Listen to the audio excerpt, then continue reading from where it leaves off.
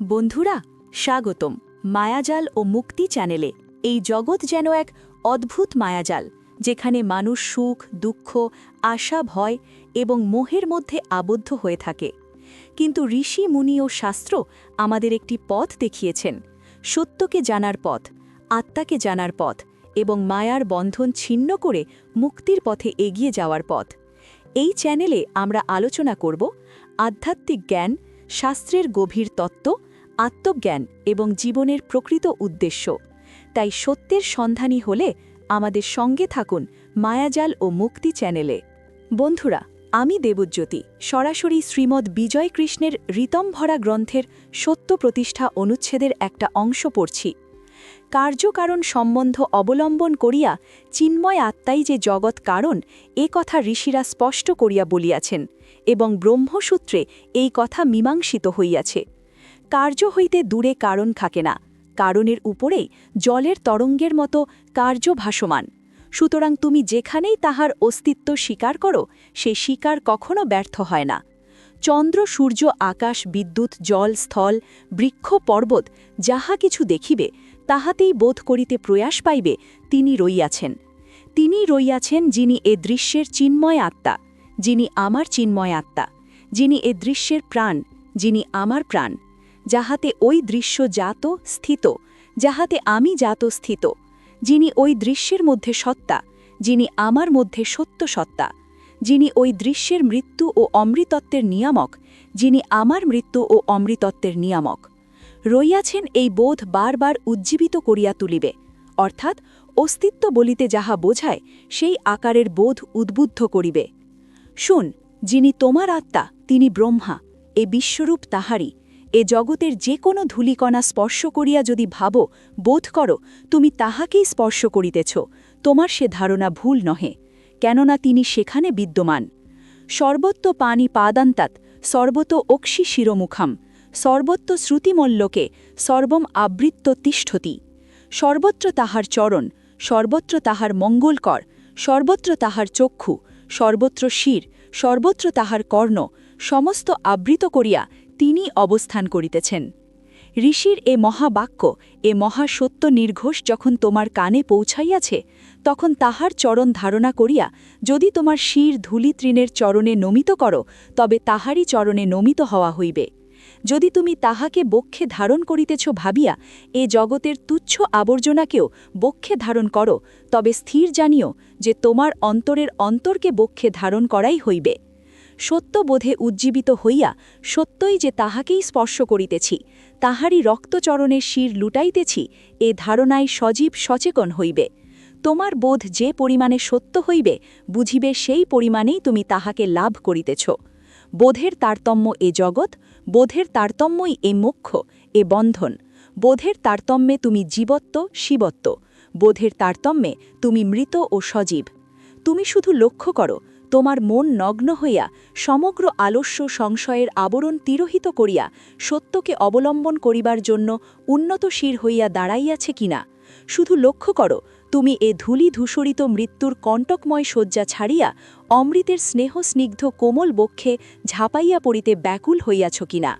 যদি হইয়া থাকো, যদি তোমার প্রাণ অমর প্রাণের সন্ধানে ফিরিয়া দাঁড়াইয়া থাকে, তবে অতি নিকট, অতি প্রকাশময়, অতীব প্রত্যক্ষ, তোমার অন্তর বাহিরের একান্ত সমীপে সে সর্বসত্যের আধার। বলো, শুধু লুণ্ঠিত হও আর বলো, ওগো সর্বতচক্ষুময়, আমি শুধু জানিয়াছি তুমি এখানে অবস্থিত, আমার শিরে তোমার একটি নয়নের স্নেহ বর্ষিত হোক। ওগো সর্বত শ্রুতিমন, তোমার একটি শ্রবণে আমার হৃদয়ের কৃতজ্ঞতার শব্দোচ্ছ্বাস শ্রবণ করো। ওগো সর্বত পানিময়, তোমার একটি করের কোমল গতির পরশ আমারে তপ্ত ললাট শীতল করিয়া দিউক।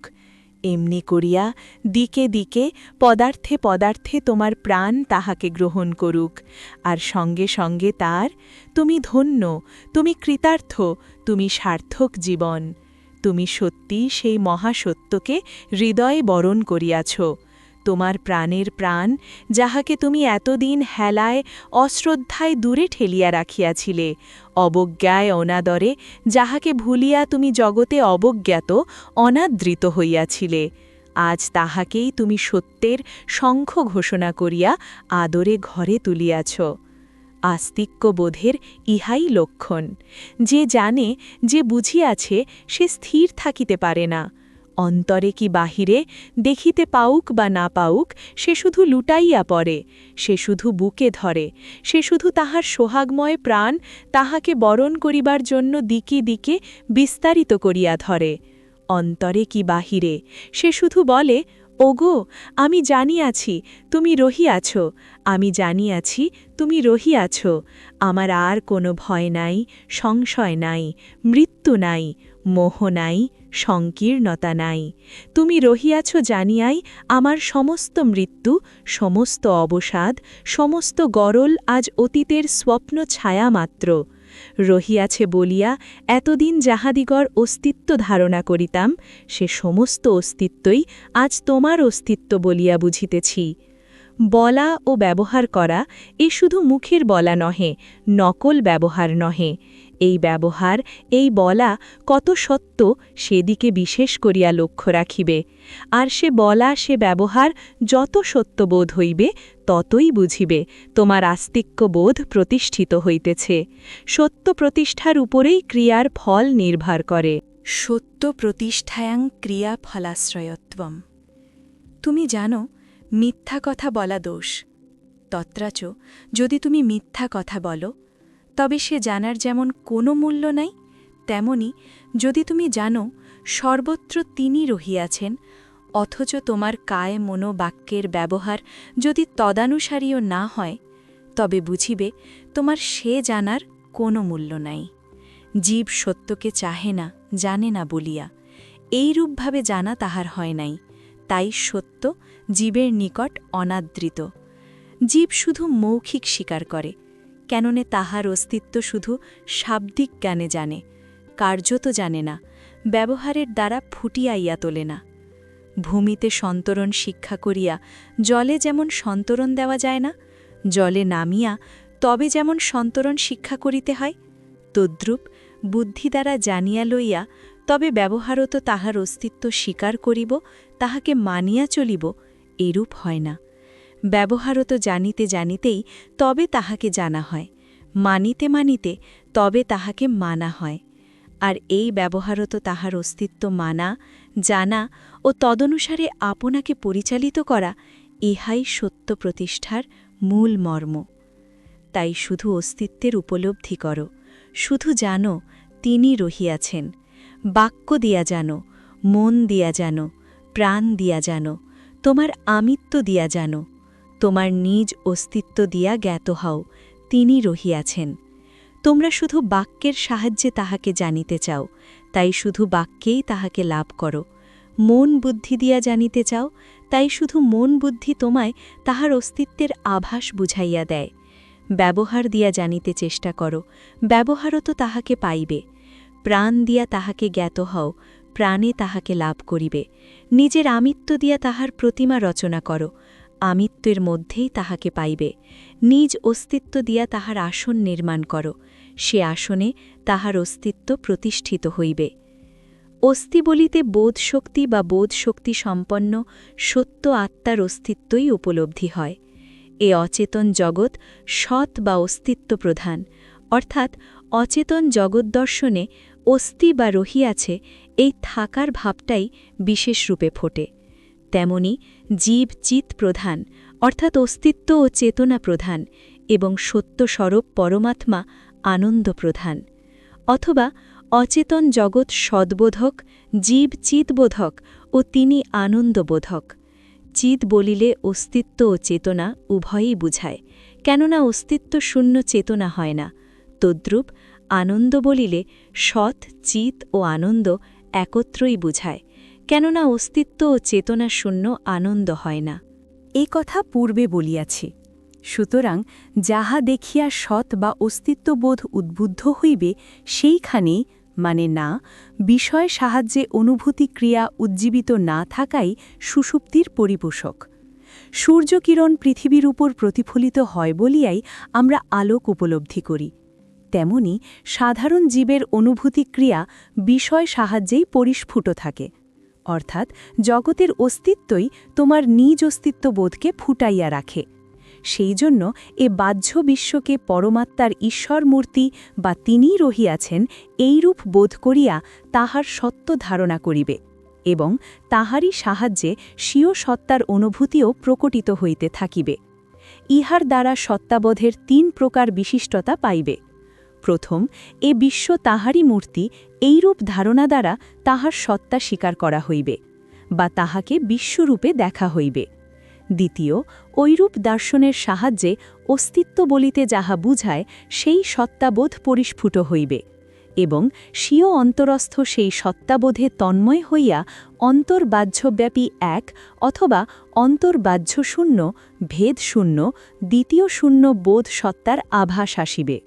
সচ্চিদানন্দ আত্মার সৎরূপী বোধটি এই প্রকারে তোমার উপলব্ধিতে প্রকাশ পাইতে থাকিবে। ওই সত্তাবোধই পরমাত্মার সত্তা নামীয় চেতনালোক। ভালো করিয়া বলি, তিনিই যে এ বিশ্বরূপ, জগৎকে এইভাবে দেখিলে 2 দিক দিয়া আস্তিক্যবোধ উদ্বুদ্ধ করা হয়। প্রথম, তিনিই বিশ্ব, তাহাকেই দেখিতেছি এক, আর এই বিশ্ব তিনি এইরূপ অনুভব করিয়া আমার নিজের জগৎ তাই অস্তি এই বোধ যাহা অবলম্বন করিয়া ফুটুক না কেন, বোধের অস্তিত্বই তাহা দেখাইয়া দেয় এবং এইরূপে বোধস্বরূপ সত্যের অস্তিত্ব উপলব্ধি করিতে করিতে তবে তাহার চেতন ধর্মেরও তাহার আনন্দের উপলব্ধি আসিতে থাকে এবং তখনই তত্ত্বত সে অস্তিত্বের উপলব্ধি হয়। সকল পদার্থ অবলম্বন করিয়া অস্তিত্ব প্রতীতি ফুটিয়ে তোলা আর সেই অস্তিত্ব প্রতীতি যে চিন্ময় আত্মারই অস্তিত্বরূপ একটি বোধায়তন, ইহা জানা এই হইল আস্তিক্যবোধের মূল কথা। দেখ, পদার্থ সকল দেখিয়া সর্বপ্রধান যে প্রতীতিটি ফোটে সেটি রহিয়াছে এই আকারের। সদৈব সৌম্যেদমাগ্র আসিত, হে সৌম্য, একমাত্র সৎই প্রথম বিদ্যমান ছিলেন। এই যে শ্রুতি, ইহা একমাত্র সত্তার ধারণাই প্রধানভাবে লক্ষ্য করে। তাই আছো বা আছি বলিতে যে বোধ বা প্রতীতি ফুটিয়া ওঠে, সেই অস্তিত্ববোধকে প্রথম সর্বদা জাগ্রত করো, আর তাহাই আনন্দময়েরই অস্তিত্ব বলিয়া ধারণা করো। আনন্দময়ত্বের উপলব্ধি প্রথমেই যদি না পাও, তাহতে কুণ্ঠিত হইও না। সত্তাবোধের দৃঢ়তা সে বোধ পরে ফুটিয়াইয়া দেবে। দেখ, একটি সুবর্ণ অঙ্গুরীয়কে যদি অঙ্গুরীয় মাত্র বলো, তবে উহা আংশিক সত্যের ধারণা করা হইল, আর যদি সুবর্ণ অঙ্গুরীয় বলো, তবে পূর্ণ সত্যের ধারণা হইল বুঝিবে। অর্থাৎ সে সুবর্ণ অঙ্গুরীয় পূর্ণ সার্থকতা তখনই পাইবে যখন সেটিকে সুবর্ণ অঙ্গুরীয় বলিয়া বুঝিবে ও ব্যবহার করিবে। তদ্রূপ এ জগৎকে শুধু যদি বলো জগৎ, অথবা আপনাকে শুধু যদি আমি বলিয়া জানো, তবে তোমার আংশিক সত্য জানা হইল বুঝিবে। আর যখন কারণ হইতে কার্য পর্যন্ত সমস্তটুকু তোমার বোধে ও ব্যবহারে ফুটিয়া উঠিতে থাকিবে, অর্থাৎ সত্যস্বরূপ জ্ঞানই জগৎ ও আমি সাজিয়াছেন এইভাবে বলিতে ও ব্যবহার করিতে পারিবে, তখনই পূর্ণ সত্য বলা ও সত্য ব্যবহার করা হইল বলিয়া জানিবে। বন্ধুরা, মনে রাখবেন, মায়ার জগৎ আমাদের চারদিকে বিস্তৃত হলেও সত্য ও মুক্তির পথ সবসময় আমাদের অন্তরের মধ্যেই রয়েছে। যদি এই আলোচনাগুলো আপনাকে সত্যের দিকে এক ধাপ এগিয়ে দেয়, তাহলে অবশ্যই ভিডিওটি লাইক করুন, শেয়ার করুন এবং মায়াজাল ও মুক্তি চ্যানেলটি সাবস্ক্রাইব করুন। আপনার মতামত ও অনুভূতি কমেন্টে জানাতে ভুলবেন না। আবার দেখা হবে পরবর্তী ভিডিওতে, সত্যের অনুসন্ধান ও মুক্তির পথে নতুন কোনো আলোচনার সঙ্গে। ওম হরি ওম তৎসৎ।